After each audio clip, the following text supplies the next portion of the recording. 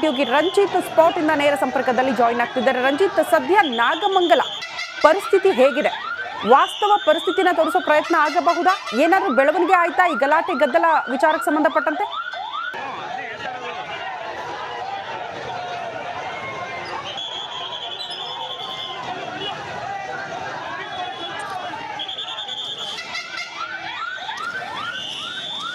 ಖಂಡಿತವಾಗ್ಲೂ ಕೂಡ ನೋಡಿ ಶ್ರುತಿ, ಕ್ಷಣ ಕ್ಷಣಕ್ಕೂ ಕೂಡ ಬೂದಿ ಮುಚ್ಚಿದ ಕೆಂಡದಂತ ಸ್ಥಿತಿ ನಾಗಮಂಗಲದ ಬದ್ರಿಕೊಪ್ಪಲು ಈ ಭಾಗದಲ್ಲಿ ಸೃಷ್ಟಿ ಆಗ್ತಾ ಇದೆ.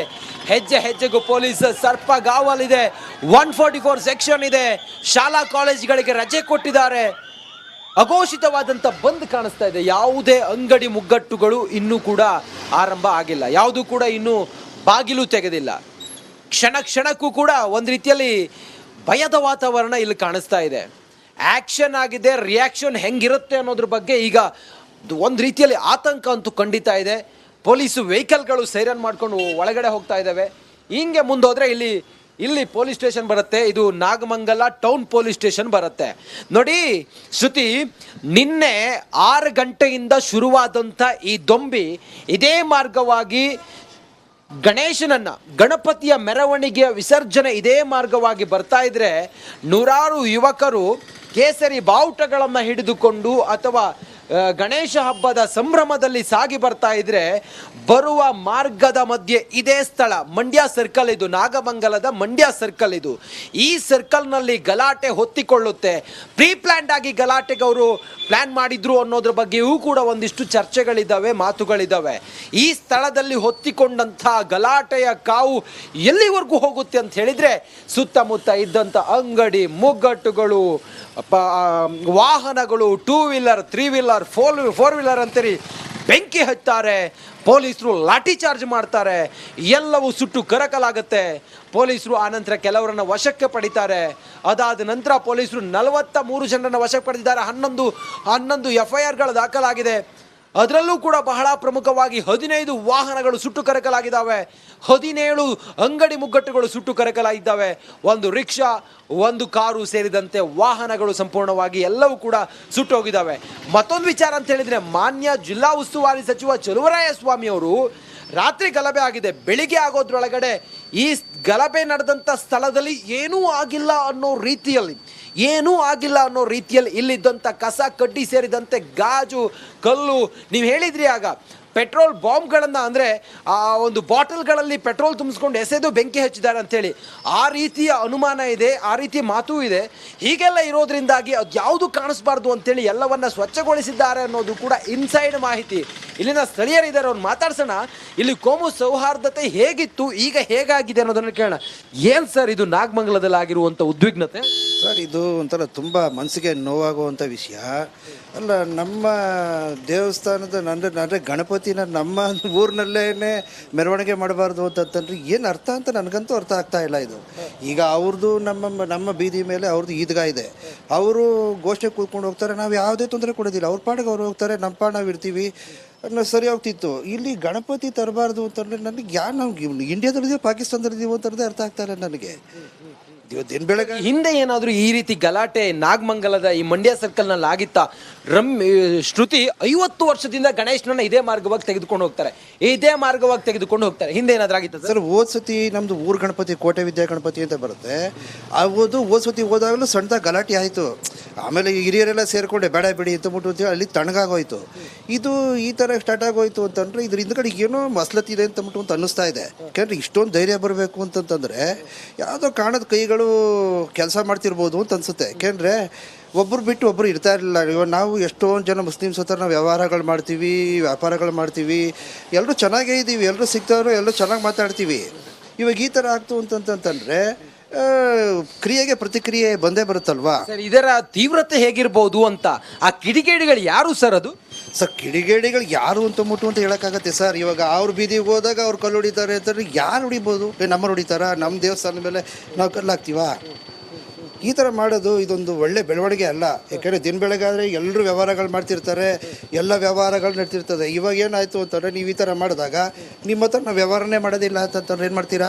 ಈಗ ಆಲ್ರೆಡಿ 83ನೇ ಇಸ್ವಿಲಿ ಇದೇ ಥರ ಗಲಾಟೆ ಆಗಿತ್ತು. ನಾವೆಲ್ಲ ಸಣ್ಣ ಮಕ್ಕಳು ಆವಾಗ 365 ಹಳ್ಳಿಗೂ ಅವ್ರನ್ನ ಒಳಗಡೆ ಸೇರಿಸೋದೇ ಇಲ್ಲ ಅಂತ ಅಂದ್ಬಿಟ್ಟು ಅಂತ ಮಾಡ್ಕೊಂಡ್ಬಿಟ್ರು. ಆವಾಗ ಅವ್ರ ಕತೆ ಹೆಚ್ಚಾಯಿತು, ತುಂಬ ಸಫರ್ ಆದರು. ಆವಾಗ ಅಲ್ಲಿ ಇಲ್ಲಿದ್ದ ಯುವಕರನ್ನೆಲ್ಲ ತೊಗೊಂಡೋಗಿ ಸ್ಟೇಷನ್ಗೆ ಹಾಕ್ಬಿಟ್ಟು ನೋಡ್ತಾ ಇದ್ರೆ ಇದು ಎಲ್ಲಿಗೆ ಹೋಗಿ ಮುಟ್ಬೋದು ಸರ್ ಈ ರೀತಿ ಪರಿಸ್ಥಿತಿ? ಸರ್ ಅದು ಏನು ಅಂತ ಹೇಳೋಕ್ಕಾಗಲ್ಲ ಸರ್. ಇನ್ನು ಮುಂದಿನ ಬೆಳವಣಿಗೆಗಳು ಅದು ದೇವರೇ ಕಾಪಾಡಬೇಕಾಗತ್ತೆ ಅಷ್ಟೇ. ಯಾಕೆಂದರೆ ಇದು ಒಂಥರ ಬೂದಿ ಮುಚ್ಚಿದ ಕೆಂಡ ಥರ ಇದ್ದಿದ್ದು. ಸತಿ ಆಗಿತ್ತಲ್ಲ ಅಂತ ಹೇಳಿ ಸುಮ್ಮನಿದ್ಬಿಟ್ಟಿದ್ರು. ಈಗ ಮತ್ತೆ ರಿಪೀಟ್ ಆದಾಗ ಸ್ವಭಾವವಾಗಿ ಧಾರ್ಮಿಕ ಭಾವನೆ ಕೆರಳುತ್ತೆ. ಇವು ನಮ್ಮ ಭಾವನೆ, ಇವು ನಮ್ಮ ದೇವರುಗಳಿಗೆ ನಮಗೆ ಅವಕಾಶ ಇಲ್ಲ ಅಂತಂತಂದಮೇಲೆ ಏನು ಬಂದೇ ಬರುತ್ತಲ್ವಾ ಯಾವುದೇ ಆಗಲಿ. ಆ ಥರ ಮಾಡಬಾರ್ದು, ಈ ಥರ ಮಾಡಬಾರ್ದು, ಇವಾಗ ನೀವು ಮಾಡಿದ್ದೀರಾ ಅಂತಂದಮೇಲೆ ಪ್ರತಿಕ್ರಿಯೆಗಳು ಬಂದೇ ಬರ್ತವೆ. ಸಹಜವಾಗಿ ಏನು ಈ ಗೊಂದಲ ಆಗಿಲ್ಲ ಅಥವಾ ಈ ಗಲಾಟೆ ಆಗಿಲ್ಲ ಅಂತ ಹೇಳಿದ್ರೆ ಗಣಪತಿ ಈ ಮಾರ್ಗವಾಗಿ ಎಲ್ಲಿ ವಿಸರ್ಜನೆ ಆಗುತ್ತಿತ್ತು ಸರ್? ಆ್ಯಕ್ಚುಲಿ ಏನಾಗುತ್ತೆ, ಇಲ್ಲಿಂದ ಹೋಗಿ ಮೈಸೂರು ಸರ್ಕಲ್ ಇದೆ, ಅಲ್ಲೊಂದು ಹೋಂಡಾ ಶೋರೂಮ್ ಇದೆ. ಹೋಂಡಾ ಶೋರೂಮ್ ಒಂದು ಬಳಸ್ಕೊಂಡು ಬಂದು ಅದು ರಾಜಬೀದಿ ಅಂತ ಹೇಳ್ತೀವಿ. ರಾಜಬೀದಿ ಅಂತಂದರೆ ಎಲ್ಲ ದೇವರುಗಳು ಉತ್ಸವಗಳು ಆಗೇ ಹೋಗ್ತವೆ. ಈಗ ಅಲ್ಲಿ ಮಂಡ್ಯರು ಹೋಗಿ ಬಳಸ್ಕೊಂಡು ಬಂದು ಕೊಳದಲ್ಲಿ ವಿಸರ್ಜನೆ ಮಾಡ್ತಾ ಇರ್ತಾರೆ. ಪ್ರತಿ ವರ್ಷದಿಂದ ಮಾಡ್ಕೊಂಡು ಬಂದಿರೋದು ಅದನ್ನೇ. ಅಯ್ಯೋ ಇನ್ನೂ ಜಾಸ್ತಿ ಇದೆ ಸರ್, ಭಾಳ ವರ್ಷದ ಇತಿಹಾಸ ಇದೆ. ಅಲ್ಲಿಂದ ಮಾಡ್ಕೊಂಬರ್ತೀವ್ರು. ನಾವು ಚಿಕ್ಕವರಿದ್ದಾಗ ಇವನ್ ಮುಸಲ್ಮಾನರು ಬಂದು ಇದು ಪ್ರೋಗ್ರಾಮಲ್ಲಿ ಪಾರ್ಟಿಸಿಪೇಟ್ ಮಾಡ್ತಿದ್ದು ನಮ್ಗೆ ಚೆನ್ನಾಗಿ ಗೊತ್ತಿದೆ. ಅವೆಲ್ಲ ಪುಟ್ ಮಕ್ಕಳಿದ್ದಾಗ ನಮ್ಮ ತಂದೆ ಸ್ನೇಹಿತರೆಲ್ಲ ಬರ್ತಾಯಿದ್ರು, ಅವ್ರ ಕೈಲಾದರೂ ಸೇವೆ ಮಾಡ್ಕೊಂಡು ಹೋಗ್ತಿದ್ರು. ಯಾವಾಗ 83 ಗಲಾಟೆ ಆಯಿತು ಅವತ್ತಿಂದ ಇಬ್ಬರು ಮಧ್ಯೆ ಒಂಥರ ಕಂದಕನೇ ಇದಾಗೋಯ್ತು. ಅದು ಆ ಡ್ಯಾಮೇಜನ್ನ ಪ್ಯಾಚ್ ಮಾಡೋದು ಸುಮಾರು ಹೋಗ್ಕೊಂಡು ನಡೀತು. ಹಿರಿಯರೆಲ್ಲ ಸೇರಿಕೊಂಡ್ರು, ನಡೆದೋಯ್ತು. ಅದಾದಮೇಲೆ ಮುಂದಿನ ದಿನಗಳಲ್ಲಿ ಅದು ತೀವ್ರ ಒಂಥರ ಒಂದು ಸಣ್ಣ ವಿಷಯ ಆದರೂ ಊರಲ್ಲಿ ಸಿಕ್ಕಾಬಿಟ್ಟು ಇದಾಗ್ಬಿಡುತ್ತೆ, ಗಲಾಟೆ ಆಗ್ಬಿಡುತ್ತೆ. ನಾವು ಸೂಕ್ಷ್ಮ ಪ್ರದೇಶವಾ ಸರ್ ನಾಗಮಂಗಲ? ಇದು ಸೂಕ್ಷ್ಮ ಪ್ರದೇಶ ಸರ್, ತುಂಬ ಸೂಕ್ಷ್ಮ ಪ್ರದೇಶ.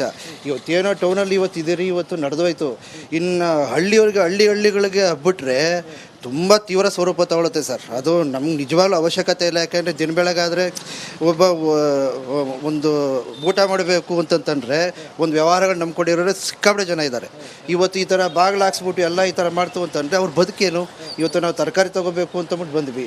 ಪಾಪ ಅಲ್ಲಿ ರೆಗ್ಯುಲರ್ ನಾವು ತಗೊಳ್ಳೋ ಅಂಗಡಿಲೇ ಸಾರ್ ಏನು ಮಾಡೋದಣ್ಣ ಹಿಂಗಾಗೋಗಿದೆ ಎಲ್ಲ ಹಾಕೊಂಡಿದ್ದೀವಿ ಅಂತಂತಾರೆ. ತರಕಾರಿ ಇವತ್ತಿದ್ರೆ ಸಾಯಂಕಾಲ ಕೆಟ್ಟೋಗುತ್ತೆ. ಸಮಾಜದ ನಡುವೆ ಬೆಂಕಿ ಹಚ್ಚುವಂಥ ಕಿಡಿಗೇಡಿಗಳು ಅವ್ರು ಏನು ಹೇಳ್ತೀರಿ ಸರ್? ಪೊಲೀಸ್ ವೈಫಲ್ಯ ಇದು ಅಥವಾ ಇವರಿಗೆ ಏನು ಮಾಡಿದ್ರು ನಡೆಯುತ್ತೆ ಅನ್ನೋ ಒಂದು ಧೈರ್ಯವಾ ಏನು ಸರ್ ಇದು? ಇಲ್ಲ ಸರ್, ಪೊಲೀಸ್ನವರು ಇದಕ್ಕೆ ಕ್ರಮ ತಗೊಳ್ಳೇಬೇಕಿತ್ತು ಸರ್. ಯಾಕಂದರೆ ಸತಿ ಆಗಿತ್ತು, ಇದೊಂದು ಕೆಟ್ಟ ಅನುಭವ ಆಗಿತ್ತು. ಪೊಲೀಸ್ನವರು ಇದ್ರದ್ದು ಯಾಕೋ ನಾನು ನೆಗ್ಲೆಕ್ಟ್ ಮಾಡ್ತಿದ್ದಾರೆ ಅಂತ ಅನ್ನಿಸ್ತಾ ಇದೆ, ಅಥವಾ ಅವ್ರ ಕೈ ತಡೀತಿದ್ದಾರಾ ಅಂತ ಅನ್ನೋ ಅನುಮಾನ ಮೂಡ್ತಾ ಇದೆ ಸರ್. ಮಾಡಬಾರ್ದಿತ್ತು ಸರ್. ಯಾಕೆಂದರೆ ಪೊಲೀಸ್ ಒಂದು ಜವಾಬ್ದಾರಿ ಡಿಪಾರ್ಟ್ಮೆಂಟು ಅಂತಂದಮೇಲೆ ಹೋಗಿ ಅದನ್ನು ಬಂದೋಬಸ್ತ್ ಮಾಡಲೇಬೇಕಿತ್ತು. ಮಾಡದೇ ಇದ್ದಿದ್ದು ನಿಜವಾಗ್ಲೂ ಇದು ತುಂಬ ಖೇದಕರ. ಇದು ಈಗ ಬಂದು ನಾವು ಮಾಡ್ತೀವಿ, ಎಲ್ಲ ರಿಸರ್ವೇಷನ್ಗಳು ಬರ್ತೀವಿ, ಎಲ್ರಿಗೂ ತೋರಿಸ್ತೀವಿ, ಈ ಥರ ಏನರ್ಥ? ಅದಕ್ಕಿಂತ ಮುಂಚೆ prevention is better than cure ಅಂತ ಮಾಡ್ತಾರೆ ಸರ್. ರಾತ್ರಿ ಘಟನೆ ಆಗುವಾಗ ತಾವಿದ್ರ ಪೆಟ್ರೋಲ್ ಬಾಂಬನ್ನು ಎಸ್ದಿದ್ದಾರೆ ಅಂತೇಳಿ ಆರೋಪ ಇದೆ. ನಾನು ಆ್ಯಕ್ಚುಲಿ ಊರಲ್ಲೇ ಇರಲಿಲ್ಲ. ನಾನು ಆ್ಯಕ್ಚುಲಿ ಫಾರ್ಮಾದಲ್ಲಿ ವರ್ಕ್ ಮಾಡ್ತಾ ಇದ್ದೀನಿ. ನಾನು ಹೊರಗಡೆ ಹೋಗ್ತೀನಿ ಬರ್ತಿರ್ತೀನಿ. ಇವನು ನಮಗೇನು ಮಾಹಿತಿ ಕೊಟ್ಟರು ಸರ್? ತಮ್ಮ ಮನೆಯವರು ತಮ್ಮ ಮನೆಯಲ್ಲಿ ನಮ್ಮದು ಆ್ಯಕ್ಚುಲಿ ಮೇಲ್ಗಡೆ ಬರುತ್ತೆ ಸರ್. ನಮ್ಮ ಮನೆಯವರು ಬರಲೇಬೇಡಿ ಅಂತ ಹೇಳ್ಬಿಟ್ಟಿದ್ರು. ನಮ್ಗೆ ಇನ್ನೇನು ಭಯದ ವಾತಾವರಣ ಇಲ್ವಾ ಸರ್ ಸುತ್ತಮುತ್ತ ಎಲ್ಲರಲ್ಲಿ? ಸರ್ ಈಗ ಬೆಳಗ್ಗೆ ಈಗ ಆಗಿದೆ, ಇನ್ನು ಮುಂದಕ್ಕೆ ಏನು ಅಂತ ಗೊತ್ತಿಲ್ಲ ಸರ್. ಆಗೋದು ಬೇಡ, ಏನು ಹೇಳೋದು ಬೇಡ ಸರ್. ಅದು ಯಾವ ಕೆಟ್ಟ ಘಟನೆಗಳು ಆಗೋದು ಬೇಡ. ನಾವು ಹೇಳ್ತೀವಲ್ವ, ಎಲ್ಲರೂ ಸಾಮರಸ್ಯವಾಗಿ ಚೆನ್ನಾಗಿರಲಿ ಅಂತಲೇ ನಾವು ಹೇಳ್ತೀವಿ. ಇವಾಗ ಪ್ರೊವೋಕ್ ಮಾಡ್ತು ಅಂತಂದರೆ ಪ್ರತಿಕ್ರಿಯೆ ಇದ್ದೇ ಇರುತ್ತೆ ಅಷ್ಟೇ. ನೋಡಿ ಶ್ರುತಿ, ಗ್ರಾಮದ ಜನರು ಹೇಳೋ ಹಾಗೆ ಯಾವುದೇ ಕ್ಷಣದಲ್ಲಿ ಏನು ಬೇಕಾದ್ರೂ ಆಗ್ಬೋದು. ಭಯದ ವಾತಾವರಣ ಇದೆ. ಕ್ರಿಯೆಗೆ ಪ್ರತಿಕ್ರಿಯೆ ಆಗದೇ ಇರಲಿ, ಶಾಂತಿಯಿಂದ ಸಾಮರಸ್ಯದಿಂದ ಎಲ್ಲರೂ ಕೂಡ ಇರುವಂತಾಗಲಿ. ಈ ರೀತಿ ಒಂದು ದುರ್ಘಟನೆ ಆಗಿದೆ. ನೂರಾರು ಜನ ತಮ್ಮ ಬದುಕನ್ನು ಕಳ್ಕೊಂಡಿದ್ದಾರೆ. ಹಿಂಗಾಗಿದೆ. ಆದ್ರೆ ಇದು ಎಲ್ಲಿಗೆ ಹೋಗಿ ಮುಟ್ಟುತ್ತೆ, ಇದರ ಕೊನೆ ಎಲ್ಲಿಗಿರುತ್ತೆ ಅನ್ನೋದು ಗೊತ್ತಿಲ್ಲ ಅಂತೇಳಿ ಹೇಳ್ತಾ ಇದ್ದಾರೆ. ಈ ಕ್ಷಣದವರೆಗೂ ಕೂಡ ಯಾವುದೇ